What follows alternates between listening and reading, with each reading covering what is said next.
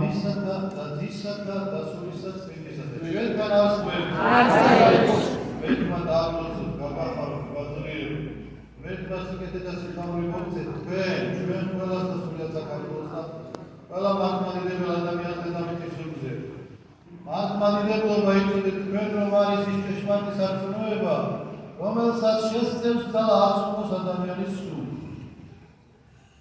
სწორედ მართლმადიდებლობა არის მორგებული მე ამას ვიტყვი არავის რელიგიას ვერ შევაწყობოს არ ვაყენებ ხოლმე ამიფაროს მაგრამ მართლმადიდებლობა არის მორგებული სწორედ იმ კანონებს რომელიც ღმერთმა დააწესა რომელიც ღმერთმა მისცა ადამიანებს ჯერჯერ აღთქმაში მისცა და მერე შემდგომ ახალ აღთქმაში განკაცებულმა ღმერთმა გარკვეულწილად შეცვალა ისინი დღევანდელი სახარება რას ეხმიანება სწორედ ამაზე მინდა რამოდენიმე სიტყვა გითხრათ ღადარინელთა ეშმაკეულის განკურნება ასეთი იყო დღევანდელი სახარების ტექსტი გალილეის ზღვაზე მაცხვარი გალილეიდან გადადის ღადარინაში გადადის რატომ შემთხვევით ხომ არ მიდის რა თქმა უნდა არა მან იცის სად უნდა მივიდეს მან იცის რა უნდა გააკეთოს და მან იცის ეს სასარგებლო იქნება თუ არ იქნება თუ სასარგებლო რო არ იყოს ის ამას არ აკეთებს ის ქუჩად არ შრომობს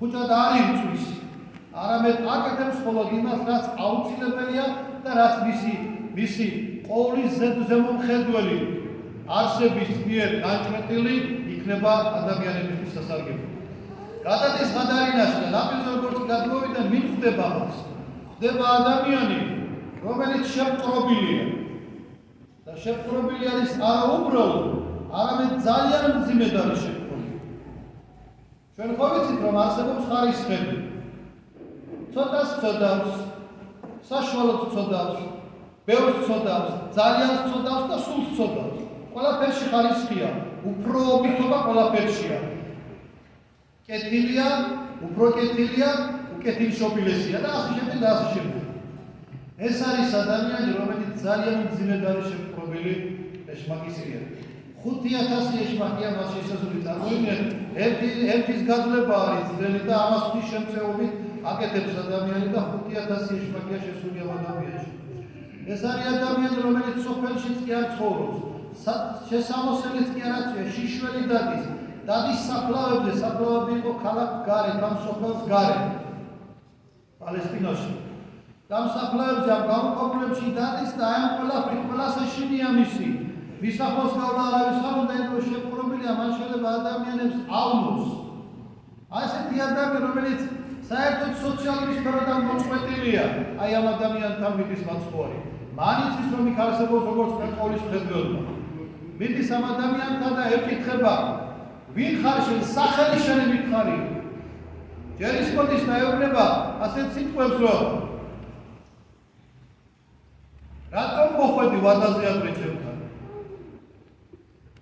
წარმოიდგინეთ ჩვენ ამ სიტყვებს არა ის ღადარინელი ეშმაკეული ელაპარაკა თვითონ ეშმაკი ეუბნება მაცხოვრებს რას ნიშნავს ვადაზე ადრე მოსვლა ბოროტმა იცის რომ მეორე მოსვლის შეაწყვეტს მკვეთრი ზღვარი გაიდება სამოთხესა და ჯოჯოხეთს შორის მას შემდგომ არავითარი ხელმწიფება ეშმაკს ცხონებულ ადამიანებზე არ ეკრება მაგრამ დღეს ჩვენ ვიცით რომ ვიდრე მეორე მოსვლა არ მოსულა მანამდე გარკვეულწილად გარკვეული დოზებით ადამიანებზე ეშმაკს უშვებს ღმერთი მხოლოდ და მხოლოდ ღმერთის დაშვებით ხდება ეს ყველაფერი და ადამიანის თავისუფალინები და ეს ეშმაკეული ადამიანი ელაპარაკება ვადაზე ადრე რატომ მოხვედიოდა მაცხოვარი კითხვას კითხვით მეუბნებს და ეკითხება ვინ ხარ შენ სახელი შენი რა არის და ის ეუბნება რომ ლეგიონი არის ჩემი სახელი ლეგიონი ეს იცით რომ პირველ საუკუნეშია დაწერილი სახარები პირველ საუკუნეში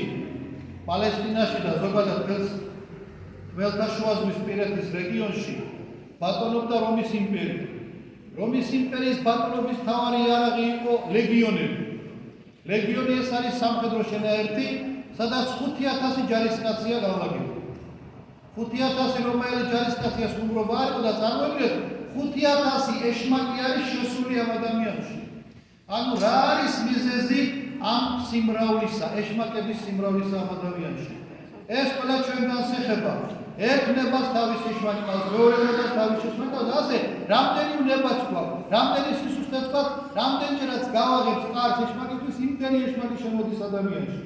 და ამ ადამიანმა ეთყობა გულისტარი, მაგრამ იცოდეთ თქვენ ღმერთის დაშვების გარეშე არ ხდება, თუმცა ღმერთმა ჩვენ უნდა გავიხსენოთ ის, რომ როდესაც ადამი შექმნა, მან ადამიანს მისცა თავისუფალი ნება.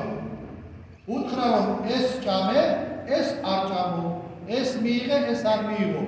ეს იყო ცნება ადამიანისთვის. მაგრამ ღმერთმა კი არა იბრძულა ადამი რომ ის არ მიიღო, არა, მან უთხრა რომ ეს ცუდია და ეს კარგია და შემდგომ მას თავისუფალი ნება მისცა. ეს მეტყველებს რაზე ჩემო კარგებო? ეს მეტყველებს იმაზე რომ არავის არც ერთ ჩვენგანს ღმერთი ძალით არ აცხონებს. ღმერთს შეუძლია ყველა ჩვენგანი ერთი სიტყვით აცხონებს, მაგრამ ძალით არ აცხონებს. არის ადამიანი, რომელსაც ღმერთი არ უნდა, რომელსაც ცხონება არ უნდა. ღმერთი არ ძალმომრეობს. ღმერთი გაძლევს ძალას, ღმერთი გაძლევს ნებას, ღმერთი გაძლევს მაგს, მაგრამ არ ძალმომრეობს ის შენზე. შენ გეუბნება, ეს მაცხონებელია, ეს წარწმენელია, ეს კარგია, ეს ცუდია, ეს შეიძლება, ეს არ შეიძლება და შენ ადამიანი, რომელსაც თავისუფალი ნება გაგაჩნია, შენ უნდა მიხვდე რა არის შენთვის გასაკეთებელი, რა უნდა გააკეთო და რა არ უნდა გააკეთო. და ასე რომ ღმერთმა ადამიანზე დაუშვა რომ 5000 ეშმაკი შესულიყო მასში. მაგრამ უყურეთ თქვენ ახლა ღმერთის ყოვლად მოწყალეობა, სადაცაც ჩოლოცვებს შეგიტყობთ გახსოვთ ამ სიტყვები რომ სადაც განბრალდეს ცოდვა, მუნ გარდაემატოს მადლი ღვთისა. და მადლი ღვთისა თუ ეს საჭიროებაა, ასეთი ღმერთ ყველგან ყველაფერს გარდაემატება, იმდენად დიდია ღმერთის ძალა და ეუბნება ამას განსვლას უბრძანებს და როდესაც განსვლას უბრძანებს ის ეშმაკი ევედრება რომ მიბრძანე მეორო შევიდე ღორების კოლხში. იქ გვერდით ღორებს აძოვებენ. ეხლა მოდით დავსვათ ჩვენ ასეთი შეკითხვა. ებრაელები ჯულისმიერად ღორის ხორცს მიირთმევდნენ? არა. აკრძალულია ძველი აღთქმის ჯული. მაგრამ აქ ებრაელები ცხოვრობენ და სწორედ ებრაელები აძოვებენ ამ ღორებს და ყიდიან შემდგომ. ესე იგი მოჰყავთ ის საქონელი, რომელსაც თვითონ არ ჭამენ და იმის გამო რომ ფული აკეთონ სხვისთვის სხვას მიჰყიდიან ხოლმე და ამისთვის ყავთ მოშენებული ღორები. ანუ წარმოიდგინეთ თქვენ ადამიანი ყიდის და სხვას აძლევს იმას, რაც მას არ უნდა. ასეთ მდგომარეობაშია ის მწყემსები და ის რბო, რომელიც ამ ყველაფერს იხილავს. და მაცხოვარი უბრძანებს, დაუყურეთ რა ბოროტია ეშმაკი, მან იცის რომ განდევნის ადამიანისგან. ადამიანს ვერ წარწმენს, მაგრამ ეხლა სხვა ადამიანებს უნდა ავოს. ღორების კოლხში უნდა შევიდეს და კბოდეზე უნდა გადაცვიდეს ეს ღორები. ანუ მას არ შეუძლია, აქ კარგად ჩანს, აი ამ სახარებაში კარგად ჩანს რაობა და ვინაობა ეშმაკისა. ის არის ყოვლად ბოროტი. ყველგან და ყოველთვის ცდილობს რომ ავოს ადამიანს და ავოს კაცობრიობას და ეს ყველაფერი აქ ჩანს რომ როდესაც ის ხვდება რომ ადამიანისგან უნდა გამიდეს და ეს ბოროტი ეშმაკეული უნდა დატოვოს, ის თხოვს ღმერთს რომ შევიდეს ღორების კოლხში და მაცხოვარი იმის გამო რომ ებრაელი მას არა ჯულისმიერად აღასრულებდნენ ამ ძოვების ყიდვა გაკეთებას და მოშენებას, ამიტომ უბრძანებს რომ შევიდეს ღორების კოლხში და ეს ღორების კოლხი გადაცვივა კბოდეზე და დაიხოცებია. განკურნებული ეშმაკეული დაждდება მაცხოვრის ფერდით და თხოვს მას რომ მასთან ერთად წაიყვანოს სადაც ის წავა. მაგრამ მაცხოვარი არ შედის გადარინელთა სოფელში. გერგესელთა ქვეყანაში აღარ შედის. რატომ არ შედის მაცხოვარი ისმის კითხვა? არ შედის იმიტომ რომ მაცხოვარმა როც ყოვლის ცოდნე იცის რომ იქ მას არავინ არ მიიღებს. მოდიან გადარინელები და ევედრებიან რომ წავიდეს ის მათგან. რატომ უნდა წავიდეს? იმიტომ რომ ღორები გაუწყვიტა. მან მატერიალურად დავნო მათ, მაგრამ ის სულია ის სარგებელი, რაც მაცხოვარმა მოიტანა მათ ეს ვერ მიიღეს.